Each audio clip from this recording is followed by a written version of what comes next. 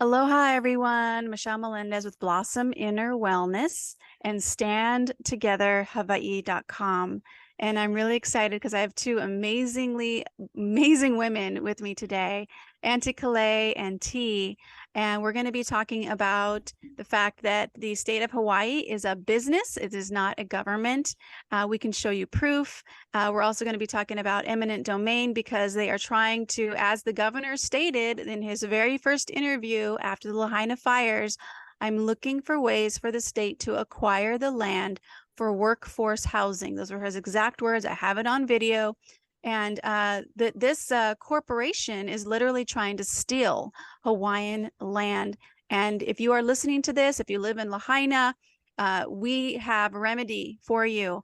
And if you just want to support Hawaii, we have an action step that I'm going to share with you at the end that every single person on the planet can submit for the islands for Lahaina, for Maui. So we can all submit. It's called a FOIA, Freedom of Information Act. And we're going to be sharing that at the end and how to do it so that we all can do. So Auntie Calais, thank you so much for joining. T, thank you so much for being here. Aloha, good morning. Aloha, kakahiaka. Okay, so let's talk about eminent domain, and Auntie Calais has the definition of what eminent domain means. Well, I have the dictionary. It comes from the Black's Law Dictionary. That is, I have the 6th edition. So that's the dictionary. Ta-da! So here it is. So the definition is the power to take private property for public use by the state, municipalities, and private persons or corporations authorized to exercise functions of public character. Fifth Amendment U.S. Constitution. They refer to the Fifth Amendment U.S. Constitution, which we are checking into that because it explains about the Fifth Amendment, which really has nothing to do with eminent domain. So again, the power to take private property for public use by the state, municipalities, and private persons or corporations authorize, and that's an important word, authorize, to exercise functions of public character. So that's the definition of eminent domain. And the danger is that they create this definition, I'll call it a definition, to steal private property. That's what it is. It is stealing with their law. I don't want to call it laws because laws are godly. These are rules and regulations. And I believe people need to switch their thinking. Instead of believing and even thinking that these are laws, they're not. Natural laws, laws by our Creator, the 10 Commandments, these are laws. The organic U.S. Constitution, those are laws. But anything that man has created in terms of rules and regulations, this is man-made. We need to understand why do they make these laws? Because it gives them it makes it easier for them to steal it from you. You need to make it harder for them to steal it from you. Be more protective, be more proactive in learning. So exactly what T is explaining about contracts. In other words, when they come to you and say, we're going to do this, well, the pushback would be, no, I don't agree. So by your actions, by each and every one of our actions, like you said, you talked about going on the land and just occupying it. I wouldn't call it occupying it. I would call living on it, living on your private property and telling people that do not have ownership to that property, that you are trespassing. You know, you put up these trespassing signs.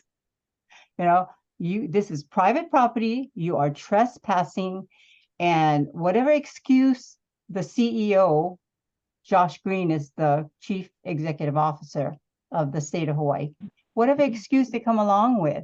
Do not buy into it and accept it. And this is what we're trying to, the message that we are bringing to the listeners and to the Lahaina residents. You know, don't believe their lies. These are lies. What is workforce? What is workforce housing? Yeah, You know, absolutely.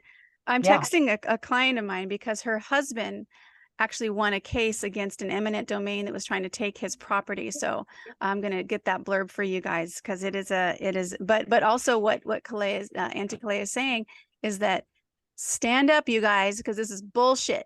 They are trying to steal your land. It is a man-made rule or regulation. We do have remedy for this. So, Auntie Clay, anything else you want to share about that? And then we'll go to T, her remedy. And then I do want to share and show people that the state of Hawaii is a business. It has an EIN number. It is not a government agency. Okay, well, I'll share, the last thing I'll share on the eminent domain would be that number one, for the Lahaina residents, because that is our focus, due to the fires, all of their property, the dwellings were destroyed by the fire, but the land never gets destroyed unless they want to poison it with what they're trying to do with the pink plastic covering that's poisoning the land. And so therefore, you know, then the EPA can come along and say, well, it's poison. Well, yeah, you allowed the government to spray the pink, you know, glue or whatever that is, polymer. So you're poisoning the land. Why are you, so you go after them for that poisoning. You go after the EPA, you go after the mayor that approved it. For all of these, they're poisoning it so that they can turn around and say that it's no good, it's something's wrong with it, we have to, you know, do the eminent domain. Don't believe it, don't listen to it, just go on that land and clean it and stay on there. So the other part, the last part would be, excuse me, would be that you need to, the Lahaina and the Maui people, all of the Maui people, they need to go to your Maui County Planning Department and investigate and research their planning for smart cities in Lahaina.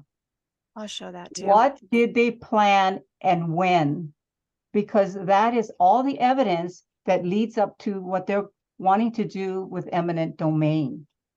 So that is pre-planning. It is collusion of different parties connected to the government, what they call themselves the government, but they're a corporation. They are colluding. So there is a law that they're violating called the RICO Act, RICO. And I'll get more information on the RICO Act. I'll grab it and I'll send it to you, Michelle, and I'll send it to T. But that's a very important, you know, message. And I'll leave it for that for now. But Maui people, all Hawaii people, go to the Maui County Planning, FOIA them, go in, get and find out what plans were they doing prior to August 8, 2023. In fact, since you're on that, I'll just share my screen and show everybody. Here we are. And so, can you guys see that? Can you guys see my picture? Okay, cool. So this is Stand Together Hawaii. Clicked on Maui Fires, scroll down. Maui is set to be the first smart city. You just click on that. I have all of this information, you guys, since the beginning of this madness. Japan, U.S. Collaborative Smart Grid Demonstration Project in Maui Island of Hawaii State, a case study, and it just talks about that. And then I also, so you guys can look at all of this. Jumpstart Maui. This is before the fires, you guys. Before the fires, the new smart grid in Hawaii. They're estimating that they want. Oh, in fact, let me. I'm going to stop share just because I want to make sure that you guys can hear it. Because I'll share the audio with this, and then you guys can hear it. Okay, participants can now see your application. Okay, here we go.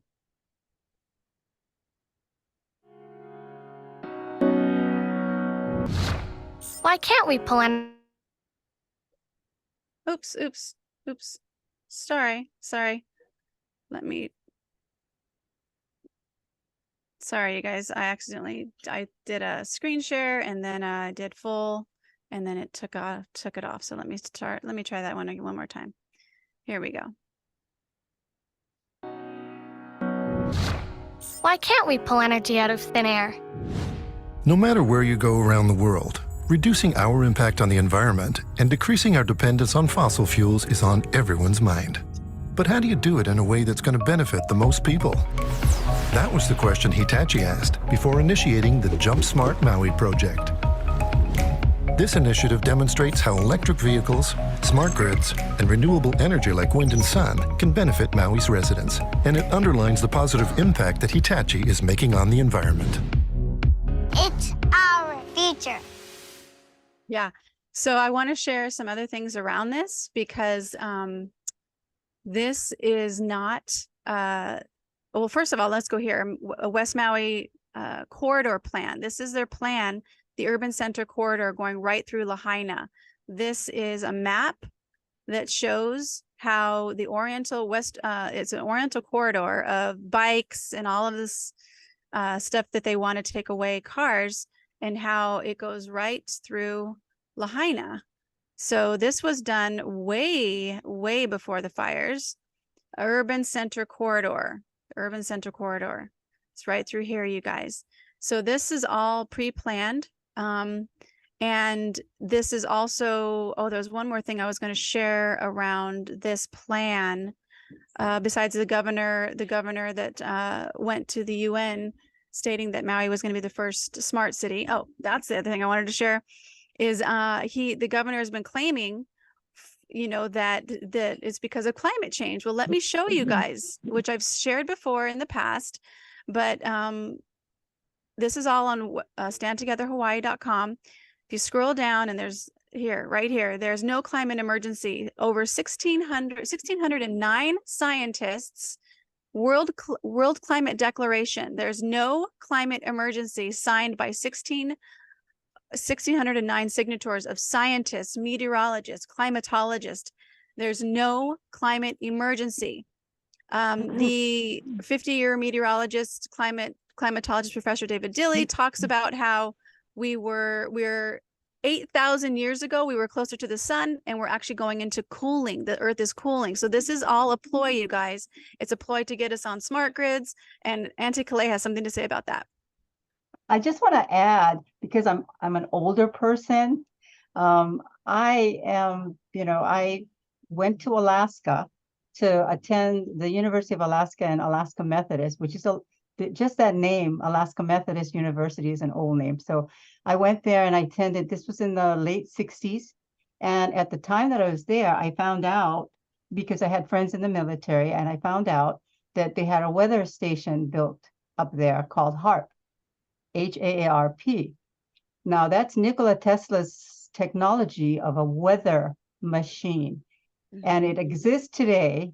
And I understand that so when they began, this was testing, and it was an area of Alaska called Gakona, Gakona, Gakona, Alaska.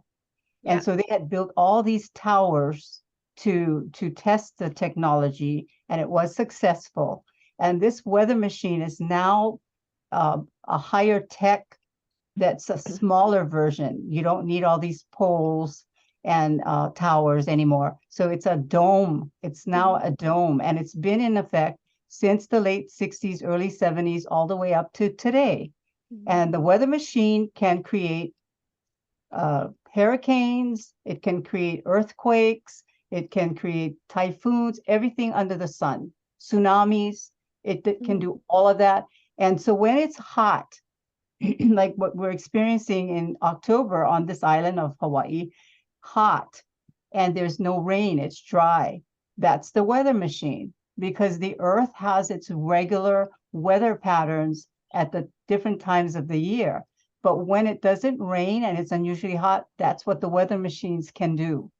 Yes. And so the weather machines were developed by the United States military, and it was shared with the world. So don't think that just the US military are using weather machines. It's throughout the world. Yep. This is a US patent for an apparatus for altering a region in the Earth's atmosphere, ionosphere, and or magnetosphere.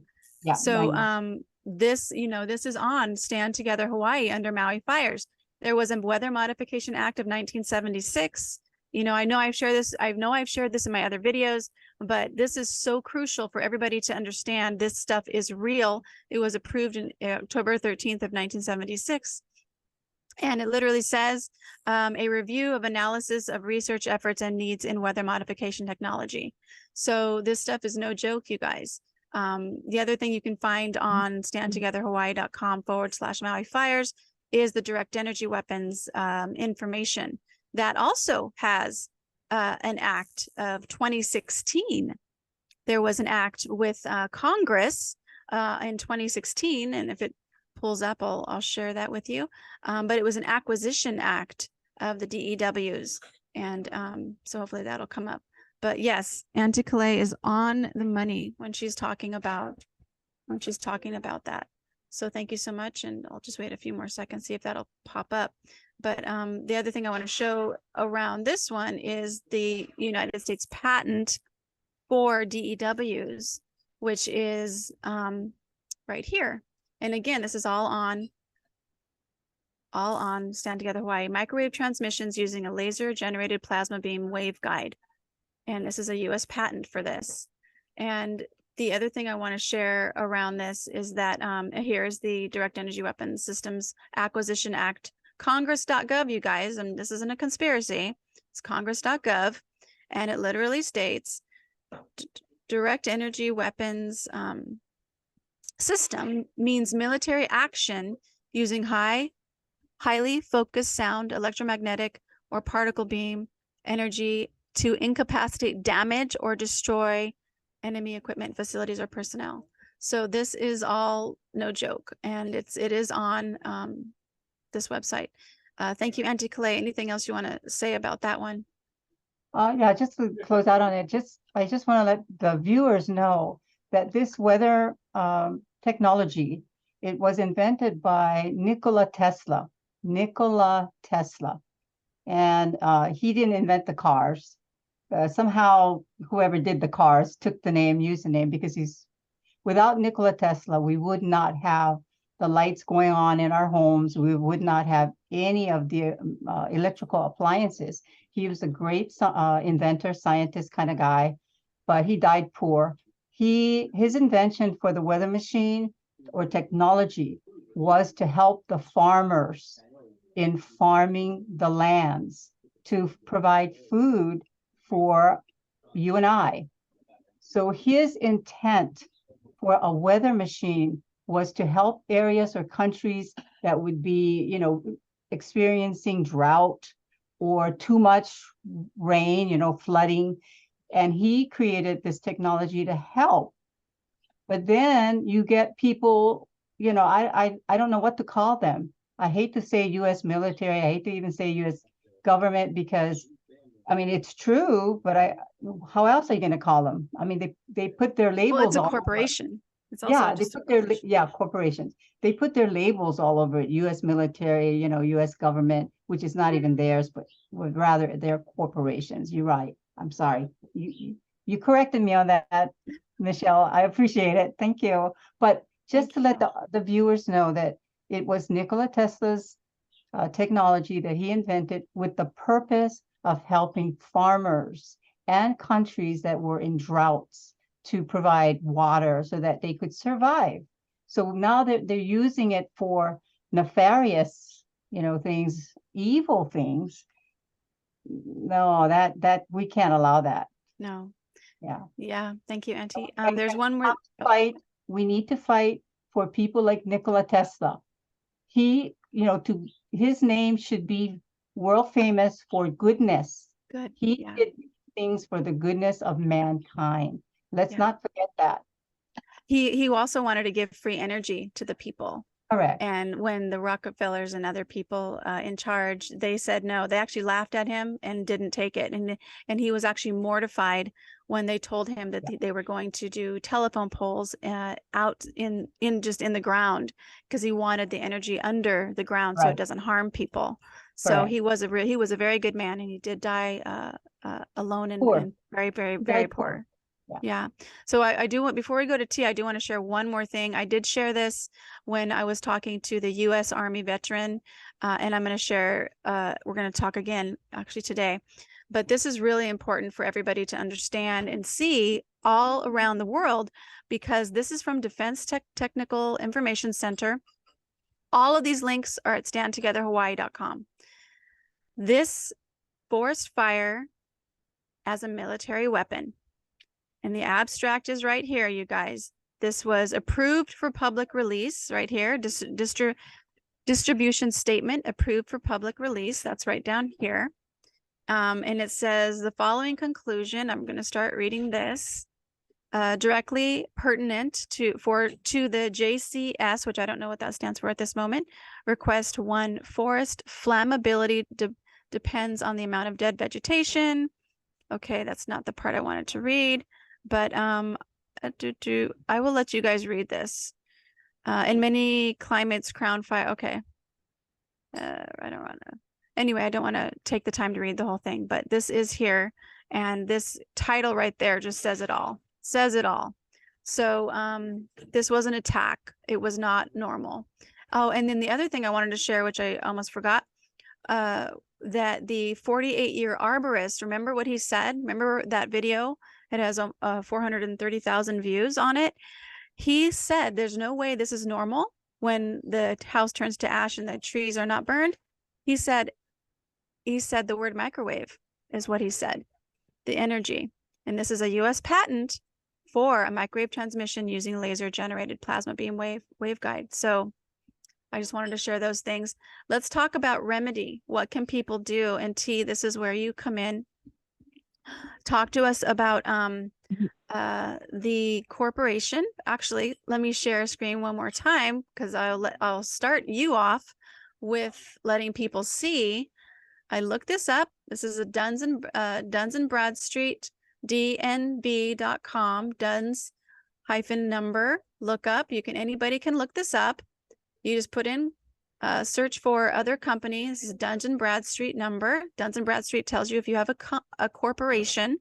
State of Hawaii, I put District of Columbia. I clicked search, and this is what came up. State of Hawaii, Washington, D.C., out of business. So this one is out of business. I don't know what this means. Maybe T can help us with that. And then this other one, I looked up another one, State of Hawaii, state or county, Hawaii, and it comes up active. Headquarters is Honolulu. But this is a corporation. It's not a government. So T, do you want to go ahead and start from there? Sure. I think when you were talking about eminent domain before, anything that you think is, coming from government, you need to ask the question, is it actually government or is it not? And I think that, with the previous interviews, we have established beyond doubt that, there are no governments. And like Michelle was saying, you can go on dnb.com and you can look it up yourself. So if they're not government coming at you, then where do they obtain the authority? Because, if Walmart comes and wants to take your house and, would you allow them to take it? Where's the authority?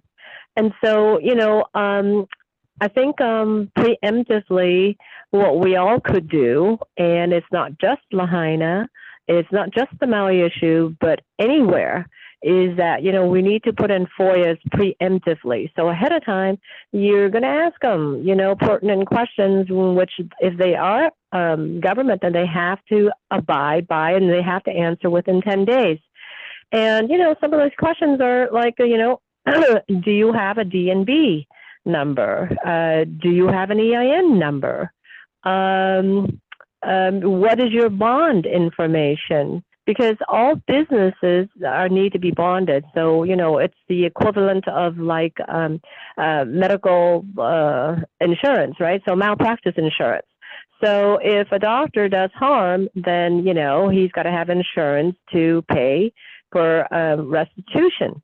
And so it's basically the same thing. And so I think everybody needs to do, one of the action items need to be, what is your bond information, primary and secondary, and what is the claim number, who are the contact numbers, and who are the contact people in case, people need to file claims. And so I put something like that out to Calais, and maybe she'll forward it to you, Michelle. But yeah, some of these questions are very, very pertinent. And it also acts as an empowerment, because once people figure out that it's just no more than Walmart coming at you, would you give them the time of day even? So for any mandates, any laws and codes and statutes that they're coming at you, that's what you need to ask. Well, who are you specifically, and what authority do you have? So unless and until those questions are answered, then sorry, but you don't have any authority here. And so for the people in Lahaina, that's what I would recommend, is that, right now they're barring people from going back into their land. And who are they, again, to bar you from going back to your private land? Not real estate, private land, because people only have jurisdiction over private property, not real estate, not residence, not any of these, words that are generated by them as an obfuscation. But other than that, also, the series of documents that I had shared before that got that criminal case dismissed, one of those documents is a disclaimer of interest.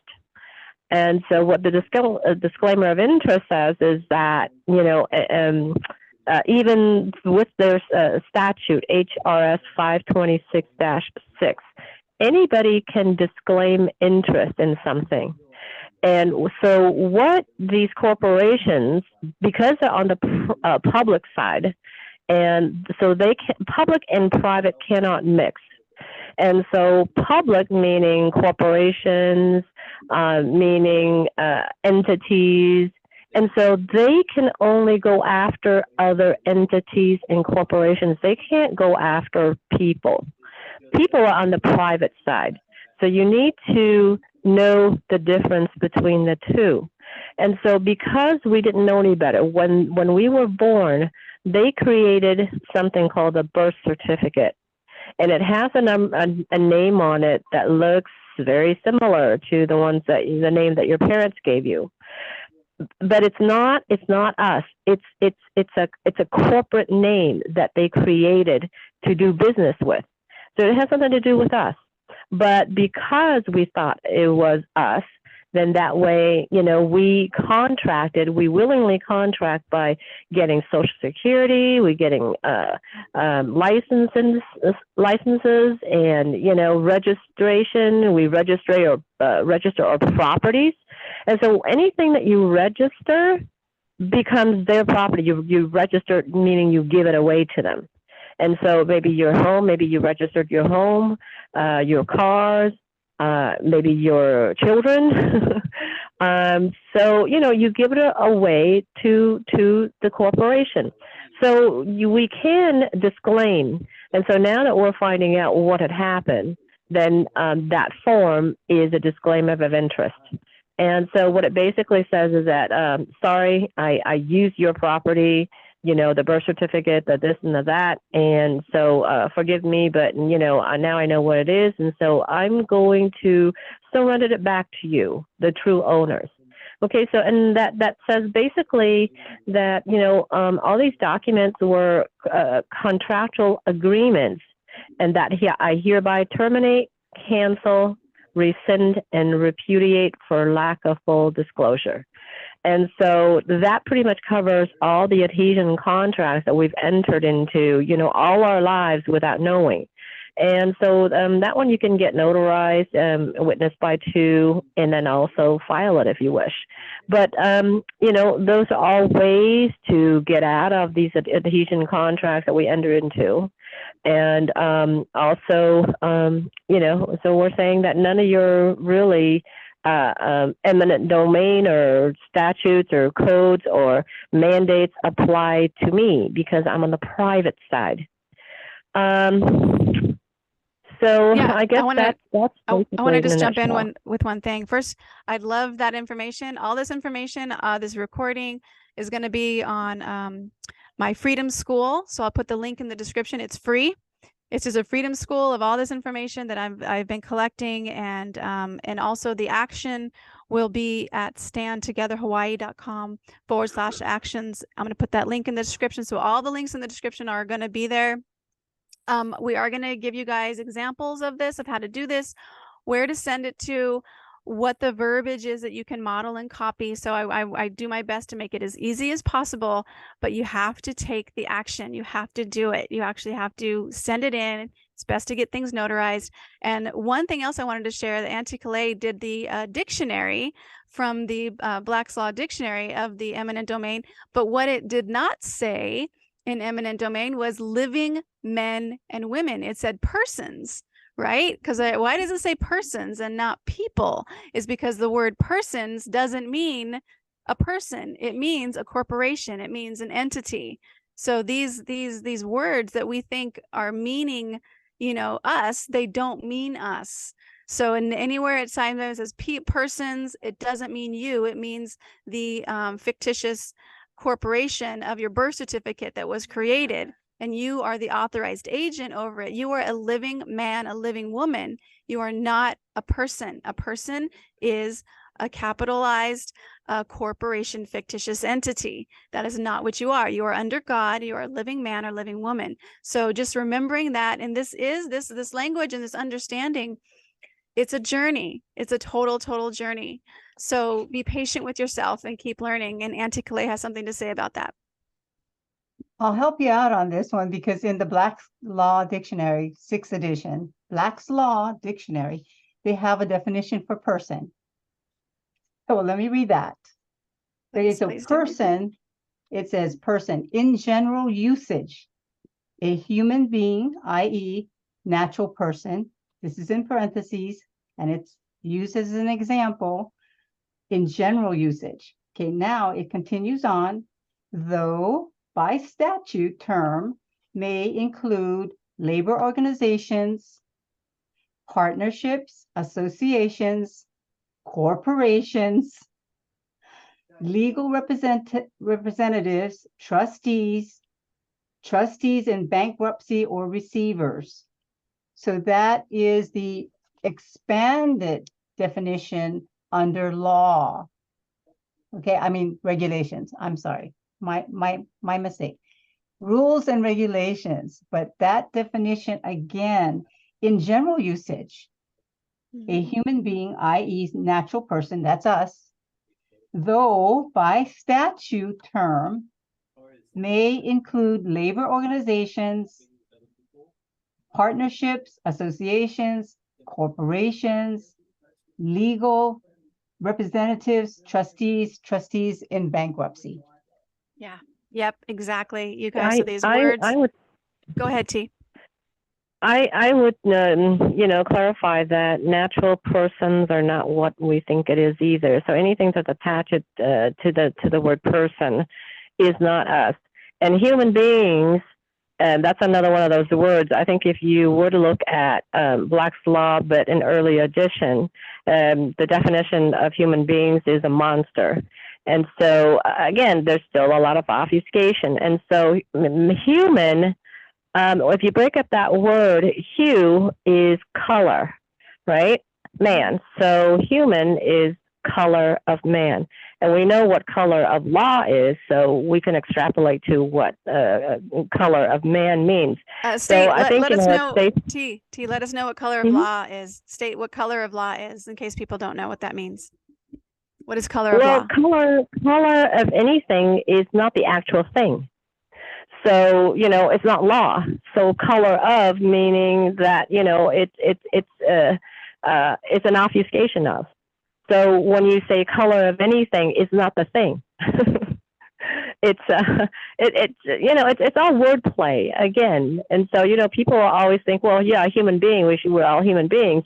But like I said, in their own dictionary, earlier edition, you can look up that definition of what human being is, and it's not what we think it is. And so I think it's simpler to just refer to ourselves as people, men and women. Those are the only words that really describe who we are as living beings. But even human beings are not what we think it is. So. Yes. Thank you for that. Okay, so anything else you guys want to share? T, I'd love just sending me those examples that I can put onto the action step. And again, the Freedom School is free.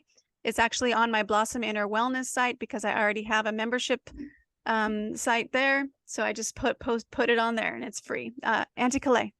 I'll just give you the definition of color of law. And yes, it is in the 6th edition. And yes, T is absolutely correct when you go back into the previous or the older versions. But again, as these criminals, I guess, they're moving forward with their documents and, books, they're, of course, making changes. So we need to be, currently knowing what kind of changes they're making so that you can intercede or do the right thing, go up against them in the right way. So color of law, as in the Black's Law Dictionary, is defined as the appearance or semblance without the substance. The appearance or semblance without the substance of legal right. Now that sentence alone should really be shaking people up. It again, the appearance or semblance without the substance of legal right. Misuse of power possessed by virtue of state law and made possible only because wrongdoer is clothed with authority of state is action taken under color of state law. Wow. So, there it is, you guys. Black's Law Dictionary. I didn't say it. I mean, I said it, but it came out of Black's Law Dictionary. It's all right there.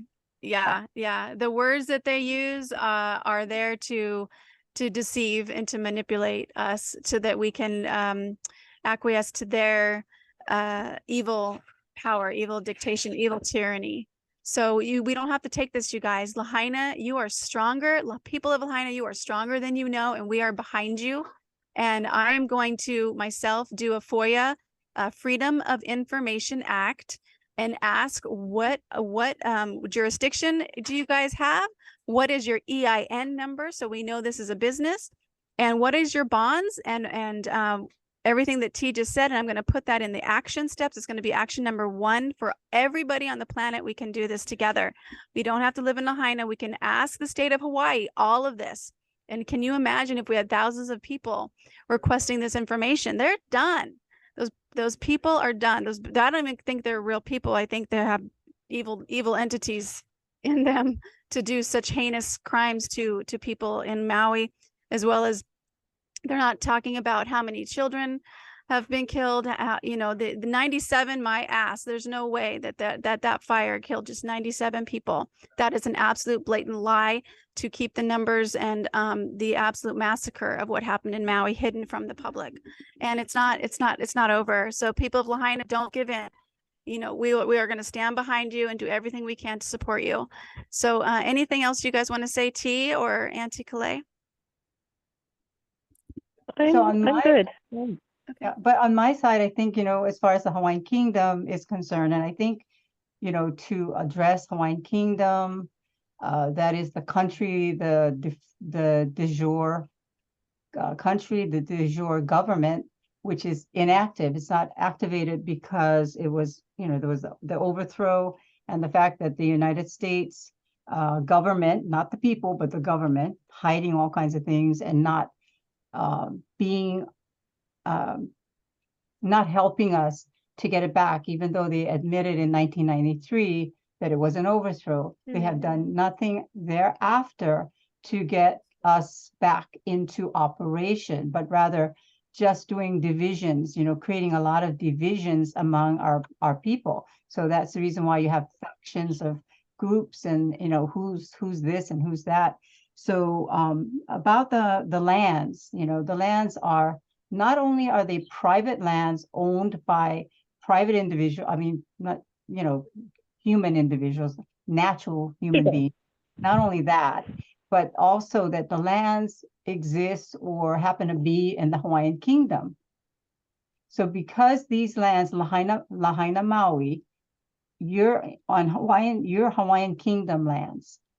So you need to respect that and honor that's your ownership becomes pono, correct, and pono, righteous, because it is not the US government lands. It is not a corporation lands. The corporations do not own it at all. They're color of law. They're applying color of law.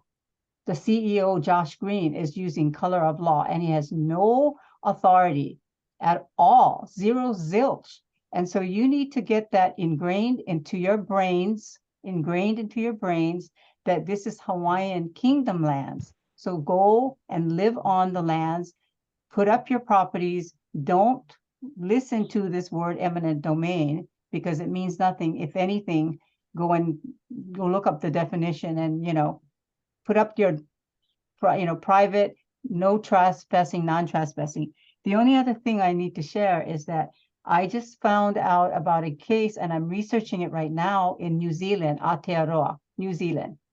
And I think I sent it on the email to some people, but it's the, we can use it as a model, because the Wakaminenga Maori government, they just did their first prosecutions of 4 New Zealand officials for COVID-19 crimes against humanity and genocide. Okay, so this is a model that the Hawaiian Kingdom people, whoever we are, need to look into that and create the same type of trials and prosecute for the Lahaina fires. Thank you for that. So again, standtogetherhawaii.com/actions. This is where all of us, you don't have to live on Maui, can contact those evil demons that call themselves the state of Hawaii as a corporation. We can do a FOIA request and start that process to support Lahaina people. And the Lahaina people, you just ask them the jurisdiction, I'm not going to go through the whole thing of what we just said, but stand up. We are behind you. You are not alone. So let's just do a quick prayer. Great Spirit, infinite intelligence of all things. We know that the light is shining on Maui. We know it's shining on Lahaina, and we just are so grateful for the inner strength that you are giving the people of Lahaina, for them to know that they are not alone, that the world is behind them. And we just know that the frequency of love and of ohana still lives, still rings true on the islands. And we know that that frequency is more powerful than any darkness, than any lies that are happening right now, than any thievery that is trying to come in. We know that the frequency of love and of truth and of action is happening for the people of Lahaina. And we give so much gratitude for guides and angels and anybody and everybody who is stepping in from around the world to support these islands in maintaining the freedom that they already have from Great Spirit, from you, God. We know that we are free. We know that we are sovereign. We know that the light of truth is not only emanating in Lahaina, but is emanating throughout the world, that all people are seeing what truly is happening, where this de facto government, where these evil demons who call themselves a government, which is not even true, this corporation that has run our lives for so long with these man-made rules and regulations that have no power over God's people, which is all of us, all living men and living women. And we now move forward in courage. We move forward in love for each other that we have so strongly. We love each other so much, and we just know that it is done. We know that this world is free, that this evil entity, this darkness, these lies are leaving the world, that people are being more and more every single day seeing the truth. The lies are becoming null and void. They can no longer stand in the truth of light, in the truth of love that we hold for each other. And we know that this game they're playing is done, that this planet is in harmony and in peace, and that all people live together in absolute love for each other. And we know that that is done. And we breathe into that and we say, so it is. And so it is. Mahalo, ladies. Mahalo, sisters. I love you guys so much. And we'll talk to you soon. Thanks, Michelle. Aloha, everyone. Aloha.